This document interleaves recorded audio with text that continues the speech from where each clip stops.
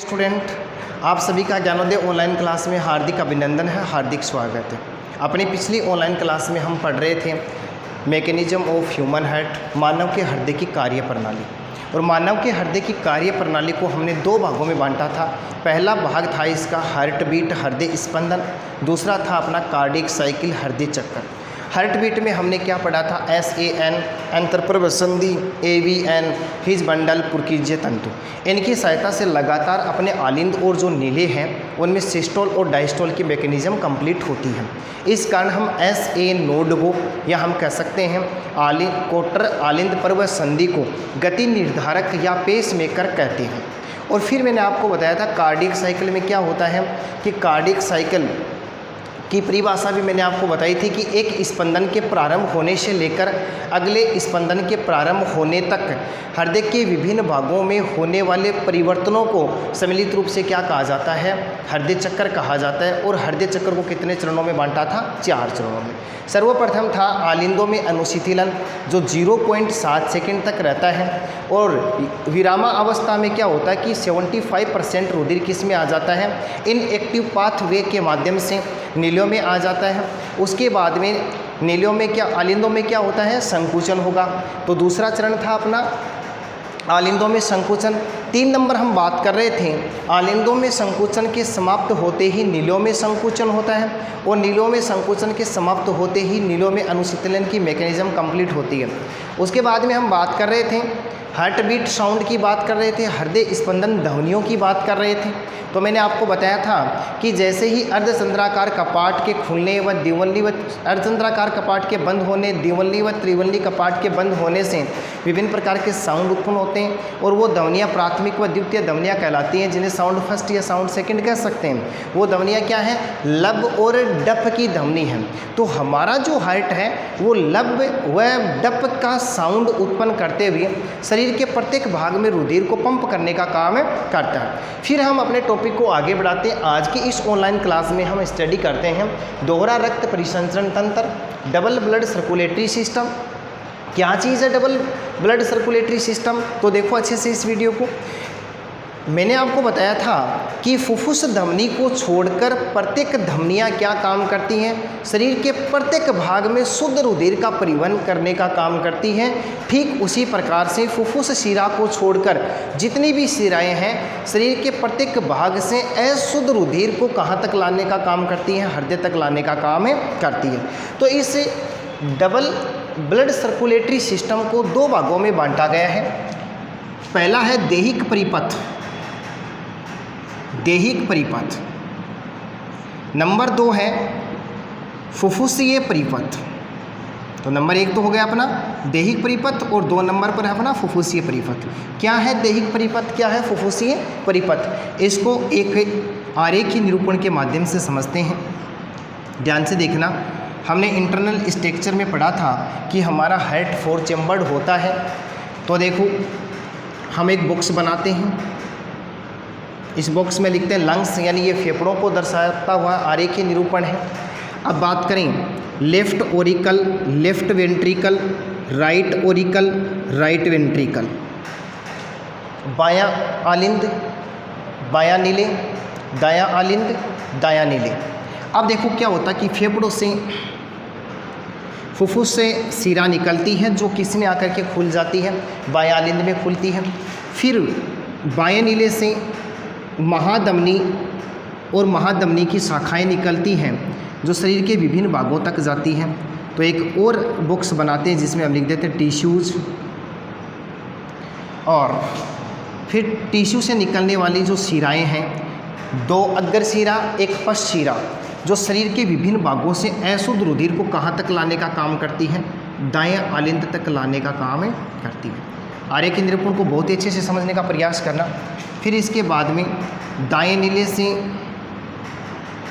फुफ्फुस धमनी निकलती है, पल्मोनरी आर्टरीज निकलती है जो कहाँ तक जाती है? फेफड़ों तक जाती है। और फेफड़ों में अशुद्ध रुधिर को ले जाती है, जहाँ पर अशुद्ध रुधिर फिर क्या हो जाता है? फिल्ट्रेशन मैकेनिज्म के द्वारा क्या हो जाता है? शुद्ध रुधिर में बदल जाता है। तो एक छोटा सा आरेखीय निरूपण है, इसमें हम दैहिक परिपथ और फुफ्फुसीय परिपथ को समझने का प्रयास करते हैं। फिर ये विद्यार्थियों ध्यान से देखना, ये भाग किसका है? बाएं नीले का है। और बाएं नीले में देखो क्या होता है कि बाएं नीले में शुद्ध रुधिर किस में आ जाता है? तो देखना क्या बता रहा हूँ मैं, केरेटिको सिस्टेमेटिक आर्क में। यानी क्या है ये?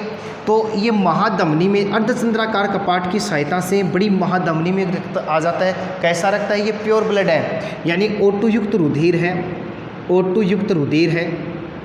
और इस शुद्ध रुधिर को ये महाधमनी और धमनिकाएं कहाँ तक लेकर जाती हैं? शरीर के प्रत्येक भाग तक लेकर के जाती है। फिर इस कोशिका में या इस टिश्यूज़ में ये शुद्ध रुधिर पहुँचेगा।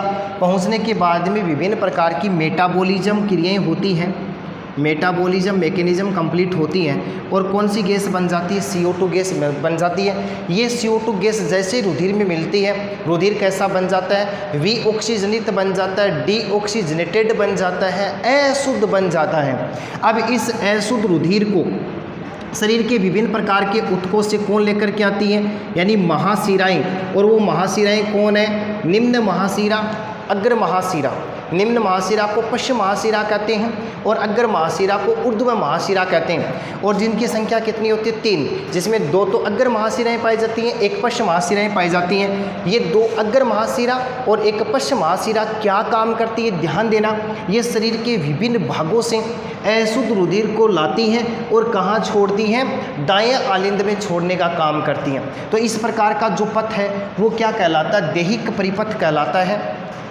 कैसा परिपथ? देखो, हृदय से शुद्ध रुधिर को शरीर के विभिन्न भागों तक ले जाना, शरीर के विभिन्न भागों से अशुद्ध रुधिर को हृदय तक लाने वाला जो पथ है वो पथ क्या कहलाता है? दैहिक परिपथ कहलाता है। तो आपको समझ में आया होगा। एक बार फिर से मैं इसको रिपीट कर रहा हूँ, ध्यान से सुनना।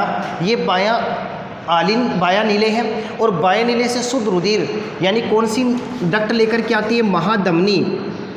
महाधमनियाँ, महाधमनियाँ ये क्या काम करती हैं? शुद्ध रुधिर को शरीर के प्रत्येक भाग तक ले जाती हैं। अब जैसे ही शुद्ध रुधिर कोशिका तक पहुँचेगा तो विभिन्न प्रकार की मेटाबॉलिज्म मैकेनिज्म कंप्लीट होगी और उनके बाद में क्या बनेगा? CO2 गैस बनती है और CO2 गैस हानिकारक गैस है। जैसे ही रुधिर में विलय हो जाएगी, रुधिर कैसा माना जाएगा? विऑक्सीजनित रुधिर माना जाएगा। तो शरीर के विभिन्न भागों से अशुद्ध रुधिर को लाने का काम किसका होता है? मैं सीधा लिखता हूँ, महाशिराएँ। यानी महाशिराएँ उस रक्त को किस में ला करके छोड़ देती हैं? दाएं आलिंद में ला करके छोड़ती हैं। तो इस प्रकार का जो परिपथ है वो परिपथ क्या कहलाता है? दैहिक परिपथ कहलाता है। तो दैहिक परिपथ हुआ। अतः हम कह सकते हैं दैहिक परिपथ हृदय से ऊतकों तक तथा ऊतकों से हृदय तक रुधिर का परिवहन करने का काम करता है। अब इसके बाद में देखो दूसरा परिपथ है अपना फुफ्फुसीय परिपथ। फुफ्फुसीय परिपथ का मतलब क्या है? देखो, रक्त किस में आ गया? रक्त महाशिराओं की सहायता से, रक्त महाशिराओं की सहायता से किस में आया है? दाएं आलिंद में आ गया। रक्त महाशिराओं की सहायता से दाएं आलिंद में आया। अब दाएं आलिंद में त्रिवलनी कपाट मैंने आपको बताया था, यानी जहाँ पर आलिंद व नीले के बीच में जो अंतरा आलिंद नीले पट पाया जाता है उसमें त्रिवलनी कपाट पाया जाता है। अब देखो क्या होगा कि दाएं आलिंद से रुधिर किस में आएगा? दाएं नीले में आएगा। अब दाएं नीले से क्या निकलेगी? अब देखना आप इस रक्त को, दाएं नीले से फुफ्फुस से धमनी निकलती है, पल्मोनरी आर्टरीज निकलती है। ये फुफ्फुस धमनी उस रुधिर को किस में लेकर के जाती है? फेफड़ों तक लेकर के जाती है। और फेफड़ों में फिल्ट्रेशन मैकेनिज्म के द्वारा, रेस्पायरेशन मैकेनिज्म के द्वारा क्या हो जाता है? ये अशुद्ध रुधिर किस में बदल जाता है? प्योर ब्लड में बदल जाता है, शुद्ध रुधिर में बदल जाता है। यहाँ पर क्या होगा? फिल्ट्रेशन, तो शुद्ध रक्त का निर्माण होगा। और उस शुद्ध रुधिर को फेफड़ों से कौन लेकर के आती है? देखो ध्यान से देखना, फुफ्फुस शिरा, फुफ्फुस शिरा लेकर के आती है, यानी पल्मोनरी वेन लेकर के आती है, जिनकी संख्या कितनी होती है? 4। और वो फेफड़ों से शुद्ध रुधिर को किस में छोड़ती है? बाएं आलिंद में छोड़ती है। और वही मैकेनिज्म फिर दोहराई जाएगी। जिस प्रकार से यहाँ पर त्रिवलनी कपाट था, ठीक उसी प्रकार से बाएं आलिंद व बाएं नीले के बीच में भी कौन सा कपाट पाया जाता है? द्विवलनी कपाट पाया जाता है। द्विवलनी कपाट से होता हुआ ये रुधिर किस में आ जाएगा? फिर बाएं नीले में आ जाएगा। तो इस प्रकार का जो सर्कुलेटरी सिस्टम है वो क्या कहलाएगा? देखो, पल्मोनरी पाथवे कहलाएगा, हम कह सकते हैं फुफ्फुसीय परिपथ कहलाता है। तो दो प्रकार का परिपथ हो गया, दैहिक परिपथ और फुफ्फुसीय परिपथ। दैहिक परिपथ में हमने बात की रुधिर हृदय से ऊतकों तक, ऊतकों से हृदय तक परिवहन करता है, जबकि फुफ्फुसीय परिपथ में क्या होगा, रुधिर किस से किस तक जाएगा, देखो रुधिर किस से किस तक जाएगा, हृदय से फेफड़ों तक तथा फेफड़ों से हृदय तक का जो परिपथ है वो क्या कहलाता है, पल्मोनरी पाथवे कहलाता है या फुफ्फुसीय परिपथ कहलाता है। तो ये जो सर्कुलेशन सिस्टम था। तो अब एक बात देखो ध्यान से, यदि इसकी डेफिनेशन बनाएं कि दोहरा रक्त परिसंचरण किसे कहते हैं, तो ऐसा रक्त परिसंचरण जिसमें रक्त को हृदय से 2 बार होकर गुजरना पड़े, दोहरा रक्त परिसंचरण कहलाता है। एक बार फिर से देखो, ऐसा रक्त परिसंचरण जिसमें रक्त को हृदय से 2 बार होकर गुजरना पड़े वो क्या कहलाता है, दोहरा रक्त परिसंचरण कहलाता है। और वो आपके सामने है, दैहिक परिपथ और फुफ्फुसीय परिपथ। यदि दैहिक परिपथ की बात की जाए तो ब्लड देखो किससे आ रहा है, बाएं नीले से आ रहा है, और बाएं नीले से देखो किस में गया है, ऊतकों में गया है। ऊतकों में पहले, ऊतकों के बाद में किस में जाएगा, पहले हृदय में जाएगा, और हृदय के बाद में किस में जाएगा, ये फेफड़ों में जाएगा, और फेफड़ों से बाद में किस में आएगा, हृदय में आएगा। इस प्रकार से एक पूर्ण परिपथ में रुधिर हृदय से 2 बार होकर गुजरता है, अतः इसे डबल ब्लड सर्कुलेटरी सिस्टम कहते हैं, दोहरा रक्त परिसंचरण तंत्र कहा जाता है। तो ये पूरा का पूरा डबल सर्कुलेटरी सिस्टम था। अब हम बात करते हैं हृदय दर का नियमन। देखो हृदय दर का नियमन क्या चीज़ होता है।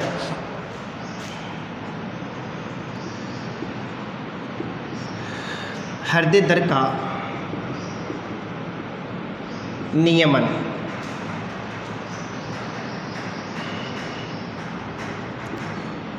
Regulation of heart rate. हृदय दर का नियमन क्या चीज़ है, तो देखो प्रति मिनट हृदय में प्रति मिनट होने वाले स्पंदनों की जो संख्या है उसे हम क्या कहते हैं, हार्ट रेट कहते हैं। क्या कहते हैं, हार्ट रेट कहते हैं। एक बार फिर से देख लो, हृदय में प्रति मिनट होने वाले स्पंदनों की जो संख्या है वो क्या कहलाती है, हार्ट रेट कहलाती है। तो एकदम सिंपल सी परिभाषा बनी। हम जानते ही हार्ट बीट मैकेनिज्म है, एक सिस्टोल एक डायस्टोल को हार्ट बीट कहते हैं। पिछली ऑनलाइन क्लास में हम पढ़ रहे थे कि एक सिस्टोल एक डायस्टोल को सम्मिलित रूप से हार्ट बीट या हृदय स्पंदन कहा जाता है। तो प्रति मिनट 1 मिनट में कितने हृदय स्पंदन होते हैं, उनकी जो टोटल जो संख्या है, टोटल जो नंबर है वो क्या कहलाता है, हार्ट रेट कहलाता है। और इसका जो कंट्रोल है, इसका जो रेगुलेशन है वो किस प्रकार से होता है, तो ध्यान से देखो, इसको मुख्यतः 3 प्रकार से माना गया है। नंबर 1,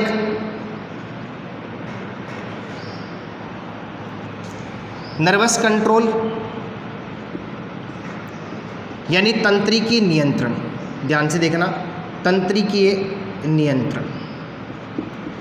हृदय दर का नियमन 3 प्रकार से माना गया। तंत्रिकीय नियंत्रण में किस प्रकार से होता है, तो देखो क्या होता है, हमारे शरीर देखो, हमारा जो हृदय है उसमें अनुकुंपी प्रानुकुंपी सिंपैथेटिक पैरासिम्पैथेटिक दोनों प्रकार के तंत्रिका कोशिकाएं पाई जाती हैं।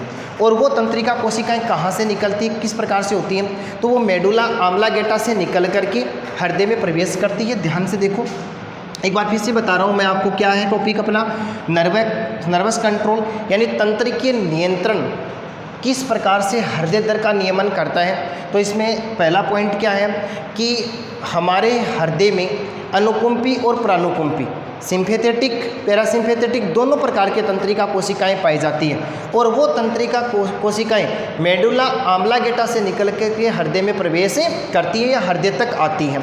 अब देखो होता क्या है कि ये जो प्रानुकुंपी है, प्रानुकुंपी तंत्रिका कोशिका, प्रानुकुंपी तंत्रिका कोशिका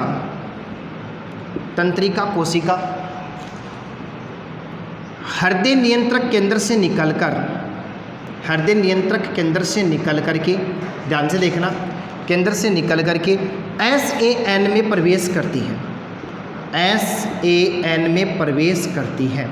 ध्यान से देखना, प्रानुकुंपी तंत्रिका कोशिका हृदय नियंत्रक मेडुला ऑब्लांगेटा जो है, इसमें से यदि बात की जाए तो वहाँ से निकल करके देखो हृदय मेडुला ऑब्लांगेटा के हृदय नियंत्रक केंद्र से निकल करके और SAN में प्रवेश कर जाती है। प्रिय विद्यार्थियों, SAN क्या है, तो पिछली ऑनलाइन क्लास में जाओ तो हमने पढ़ा था सिनु एट्रियो नोड यानी कोटर आलिंद पर्वत संधि, और जिसे हम क्या कहते हैं पेस मेकर कहते हैं, उसमें प्रवेश कर जाती है। उसमें प्रवेश करने के बाद में ये एसिटोकोलिन को सीक्रेट करती है। ध्यान से देखना, किसको सीक्रेट कर देती है? एसिटोकोलिन रसायन को सीक्रेट करती है। और ये एसिटोकोलिन क्या करता है? हृदय दर को कम करने का काम करता है। तो देखो पहला पॉइंट तो क्या हो गया अपना, तंत्रिकीय नियंत्रण। तंत्रिकीय नियंत्रण किस प्रकार से हुआ, एक बार फिर से ध्यान से देखना कि प्राणुकुंभी तंत्रिका कोशिका क्या काम करती है? हृदय नियंत्रक केंद्र से निकल करके SAN में प्रवेश करती है और एसिटोकोलिन को सीक्रेट कर देती है। यह एसिटोकोलिन क्या काम करता है? हृदय दर को कम करने का काम करता है। इसके अलावा यदि बात की जाए इसी ही नर्वस सिस्टम में या नर्व तंत्रिका कोशिका में से जो अनुकुंभी तंत्रिका कोशिका है, अनुकुंभी तंत्रिका कोशिका हृदय त्वरक केंद्र से निकलकर, ध्यान से देखना, हृदय त्वरक केंद्र से निकल करके SAN तथा मायोकार्डियम में प्रवेश करती है। यानी मेडुला के हृदय त्वरक केंद्र से निकलकर SAN तथा मायोकार्डियम में प्रवेश करती है। और मायोकार्डियम में प्रवेश करने के बाद में काम क्या करती है, ये भी महत्वपूर्ण हो जाता है। इसमें प्रवेश करने के बाद में ये तंत्रिका कोशिका क्या काम करती है? तो एपिनेफ्रिन, ध्यान से देखना, एपिनेफ्रिन या जिसको हम कह सकते हैं या मतलब एड्रीनेलिन, नोर एड्रीनेलिन जिसको कहा जाता है, नोर एड्रीनेलिन, ये यदि आपको याद हो तो किडनी के द्वारा स्रावित हार्मोन है एपिनेफ्रिन और नॉन एपिनेफ्रिन। तो क्या होता है? अनुकुंभी तंत्रिका कोशिका हृदय त्वरक केंद्र से निकलकर SAN तथा मायोकार्डियम में प्रवेश करती है और ये क्या करती है? एपिनेफ्रिन और नॉन एपिनेफ्रिन का सिक्रीन कर देती है, नॉर एड्रेनालिन का सिक्रीशन कर देती है। और ये क्या करता है? हृदय दर को बढ़ा देता है। क्या कर देता है? हृदय दर को बढ़ाने का काम करता है। तो ये तो हुआ तंत्रिका नियंत्रण। हृदय दर का तंत्रिका नियंत्रण में प्राणुकुंभी तो क्या करेगी? हार्ट रेट को कम करने का काम करती है। और अनुकुंभी तंत्रिका कोशिका किसकी सहायता से? एपिनेफ्रिन की सहायता से हार्ट रेट को बढ़ाने का काम करती है। अब नंबर 2 की बात की जाए तो हार्मोन कंट्रोल है कि हार्मोन के द्वारा भी इसका नियंत्रण किया जाता है। देखो हार्मोन ने नियंत्रण में ध्यान देना, एड्रीनेलिन, नोर एड्रीनेलिन या फिर एपिनेफ्रिन, नोर एपिनेफ्रिन, ये दोनों प्रकार के हार्मोन क्या करते हैं? तो ये दोनों ही हार्मोन हार्ट रेट को बढ़ाने का काम करते हैं, हार्ट रेट को बढ़ाने का काम करते हैं। इसके अलावा थायरोक्सिन हार्मोन, कौन से हार्मोन की बात कर रहे हैं? Thyroxine hormone. यदि आपको ध्यान हो, थायरोक्सिन हार्मोन आउटो ग्रंथि, थायराइड ग्रंथि द्वारा सीक्रेट किया जाता है। और ये थायरोक्सिन हार्मोन भी क्या काम करता है? हार्ट रेट को बढ़ाने का काम करता है। तो दूसरा कंट्रोलर किस प्रकार का हुआ? हार्मोन कंट्रोल हुआ। हार्मोन कंट्रोल में किसको पढ़ा? एड्रीनेलिन, नोर एड्रीनेलिन, जिसके नाम है एपिनेफ्रिन, नोर एपिनेफ्रिन, ये दोनों ही हार्ट रेट को बढ़ाने का काम करते हैं। इसके अलावा आउटो या थायराइड ग्रंथि द्वारा सीक्रेट थायरोक्सिन हार्मोन भी हार्ट रेट को बढ़ाने का काम करता है। तो दूसरा नियंत्रण किस प्रकार का? हार्मोन नियंत्रण। अब नंबर 3 यदि बात की जाए तो रासायनिक नियंत्रण या रसायन नियंत्रण है। केमिकल कंट्रोल, रसायन नियंत्रण। अब इसमें देखो क्या होता है, ध्यान से देखना, अधिक pH, कुछ लिखा जा रहा है, अधिक pH तथा कम ताप, अधिक pH तथा कम ताप हार्ट रेट को कम करते हैं। तो देखो यदि pH का मान बॉडी का अधिक होगा, टेम्परेचर बॉडी का कम होगा तो हार्ट रेट क्या हो जाती है? घट जाती है। लेकिन यदि लो pH है यानी कम pH है, अधिक ताप तथा अधिक CO2 गैस अधिक CO2 गैस क्या काम करती है, तो इसका अपोजिट हो जाएगा, ये हार्ट रेट को बढ़ाने का काम करती है, बढ़ाने का काम करती हैं। तो ये हुआ अपना रसायन कंट्रोल। तो देखो अधिक pH कम ताप हार्ट रेट को घटाएगा और कम pH अधिक तापमान तथा अधिक CO2 गैस हार्ट रेट को बढ़ाने का काम करती है। तो आज हमने किसका अध्ययन किया, डबल ब्लड सर्कुलेटरी सिस्टम और रेगुलेशन ऑफ हार्ट रेट, यानी दोहरा रक्त परिसंचरण और हृदय दर का नियमन किस प्रकार से होता है उसका अध्ययन किया।